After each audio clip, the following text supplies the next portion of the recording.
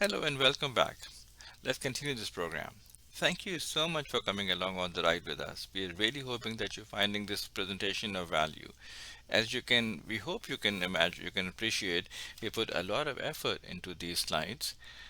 We hope you're finding it useful. We hope you're finding some very useful nuggets out of these slides.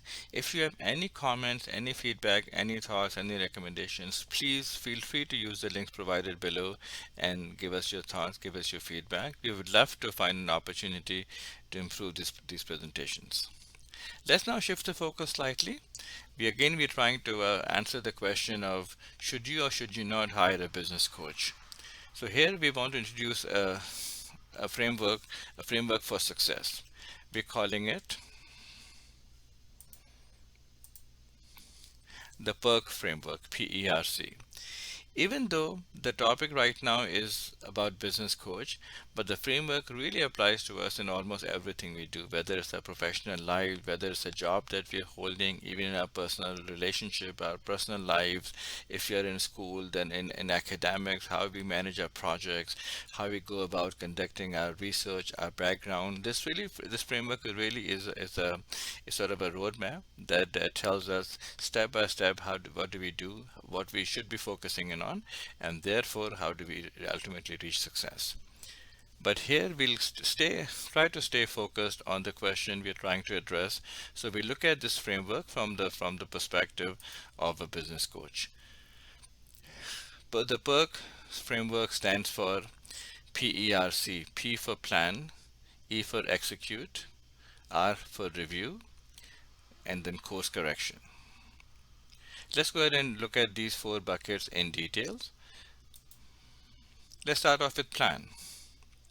So in the planning phase of anything that we do, we have got, of course, a short-term plans and the long-term growth strategy. Now, if you were to poll a number of coaches or organizations out there about the really, how would they define the role of a business coach to be, if it's short term or long term, maybe a majority of them would be of the opinion that coaches are there to give you long term strategy and support and recommendation, and they're not quite there for your day to day activities. In our consulting practice, we disagree with that approach. We strongly believe that the key to your long-term growth and long-term success is by focusing on your short-term day-to-day operations and step-by-step activities as well, because that's where you've got there could be a lot of areas for improvement. If you're stumbling on a daily basis on almost any given project, it's very hard for you to stay focused and to stay on track for your long-term growth. So we strongly believe that a coach's job it is to look at your short-term plan, study how you're operating, how you are going about your day-to-day operations, and to give you recommendations. And do the same for the long-term strategy as well.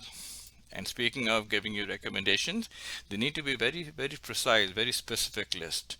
You cannot imagine a sports coach, again going back to the sports metaphor, imagine a basketball coach who, after a play is over, they call a timeout and they give you something as generic as just try to pass the ball a little better. You guys are not doing a really good job. Or try to foresee what the other team is about to do and try to do a better job in anticipating that.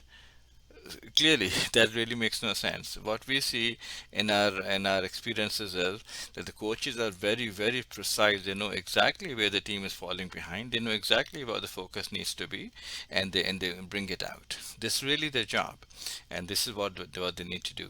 So what to do list has got to be a very precise and specific list. That's where your coach will help you. Let's keep going. How to do it.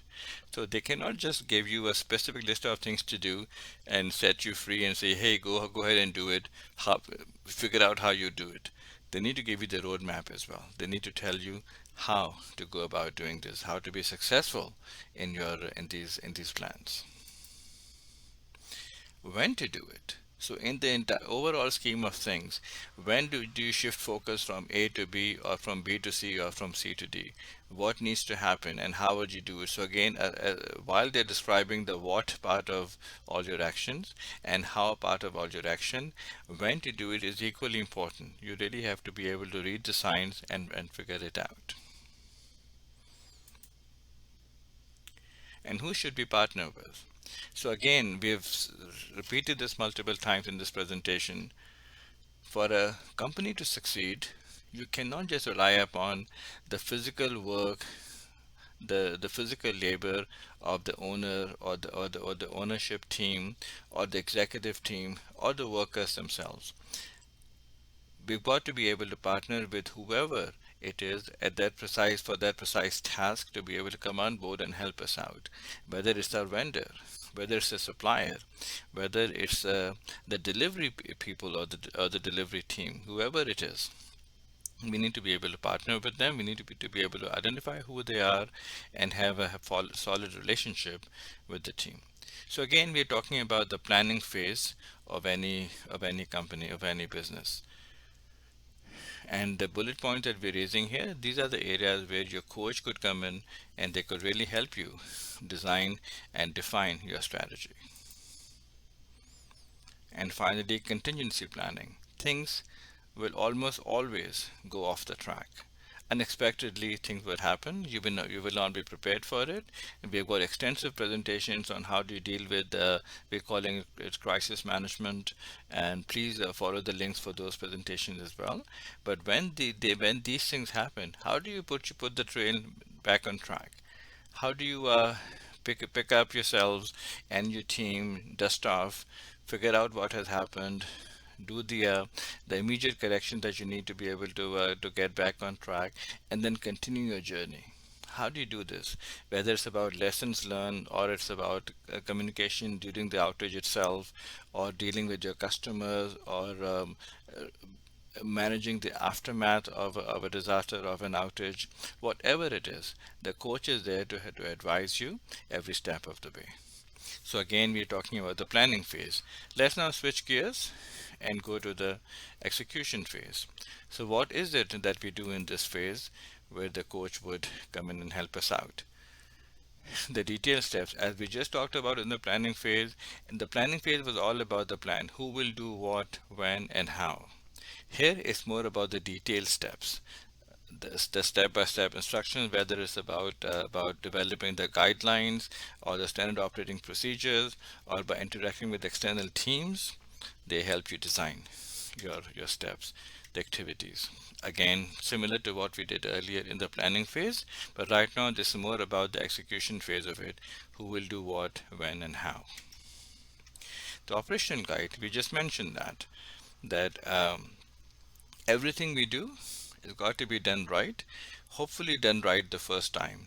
So how do we do it? You got to have standards, you've got to have predefined procedures and guidelines. So again, you need to be able to document them, you need to be able to train your workforce in how to do that, and the coach would come in and advise you on how to best do this. Training and documentation, just mentioned that. Success criteria, this is very important and and most of the companies, they seldom put enough emphasis on this. When you're starting off on a new project, you've got obviously all your efforts are designed towards being successful in your initiative. How do you know that you've reached success? What criteria have you defined? So you're able to say that if the goal was, for example, 100, I've reached 87. If the goal is a very fuzzy goal, how do you know that you're nearing it, or you haven't reached it, or you've actually reached and crossed your goal? Success criteria, what does the success look like? What needs to happen? Whether it's about matrix, whether it's structured, whether it's unstructured, quantifiable, unquantifiable, all of those criteria have to be accounted for you to ultimately reach a point of success. And again, coach with their domain knowledge, they would be able to advise you on when you've reached this point.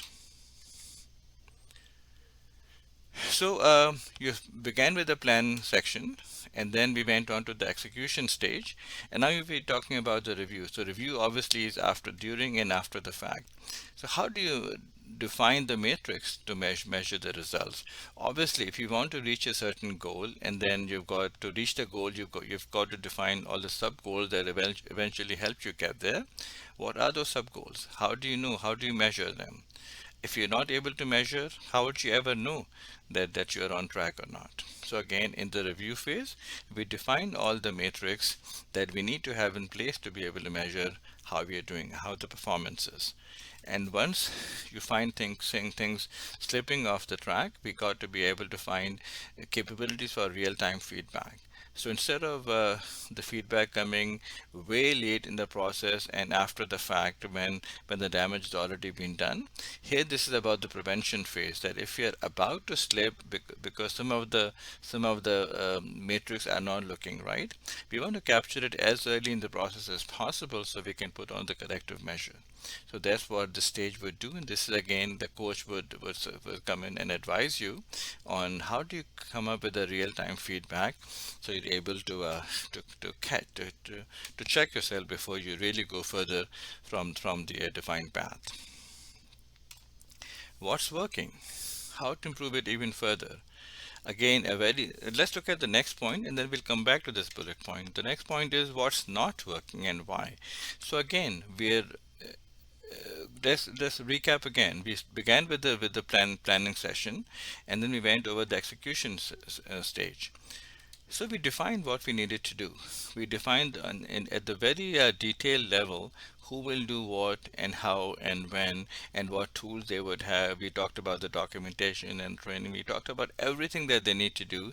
We defined the standards. We had the operations guide and procedures, and we're trying to follow them. And yet, something is not working. Why is it not working? We need to have a detailed analysis, perhaps in real time, to figure out what is happening, why is it not working, and what we can do to fix it. Now let's go back to the previous point. What is working and how to improve it even further?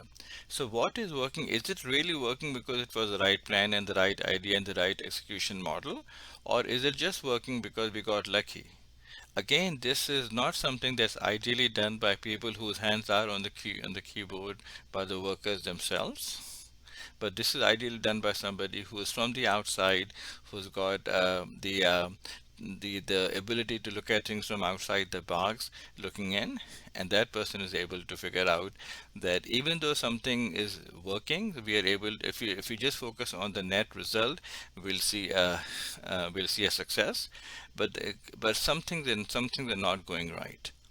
This is again, if you've read about some of the very successful coaches, after a very successful game, when the team has won the game, they take the team to task to say that you did not play according to your potential.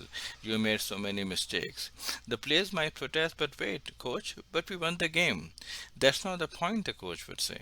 You're supposed to follow the process, the procedure, and you did not. You allowed yourself to make mistakes, too many mistakes. Again, we're talking about the coaching aspect, and we're talking about the ability for you individually and for you as a company to learn. So what's not working is as important as what is working, but we still have to be focused on that. And finally, once in your review you figure out that you have to fix something, that's the course correction. So what changes are to be made? How would you make those changes? What procedural changes do we need to make? Who will do what? What guidelines have to be modified now? How do you reset the goals? How do you reset your priorities? Clearly, if something is gone off the rails, and something has to be fixed back now, that really has to become a higher priority now, which means you got to move around your resources, your people, the tools that you have access to figure out how do you get back on track. Identify the limitations. This is a very important part of the review and course correction. It went off the track because there were certain limitations, whether of the system of your manufacturing or your design or the workforce that you had. Somehow there were certain limitations, whether or maybe it was in the technology itself. Figure out what they are and what you need to do to work within those confines and define the alternate goals. What are your alternate goals now? What more have you been able to figure out that we initially had not encountered for, and now that must become a goal as well? As you can see, nothing in the world, nothing for a business is a static target. It continues to change, continues to evolve, and we're supposed to evolve with it. So all of these points, the entire framework, in fact, is designed for us to accept the change. We go with a certain mindset, we go with a certain plan, but as we go midstream or little after the fact, we review what we are doing and then we make corrections and then we make adjustments. And those adjustments become the plan for the next set of execution. And again, we review those and then we take another look at what's working, what's not working, and then we apply another set of course correction. As you can well see, this framework, we can apply this to a business, we can apply this to our personal lives, we can apply it to an academic world, we can apply it to almost anywhere. Now, an ideal coach would be very well versed in this methodology, so and will therefore be able to walk you through not just all four of these phases at a very high level, but at a very detailed level. They should be able to master all these bullet points that we have raised in explaining these four areas. So we hope you've been able to truly understand how this framework works, how it operates, and how it could truly become a game changer for your organization. Let's now continue this program.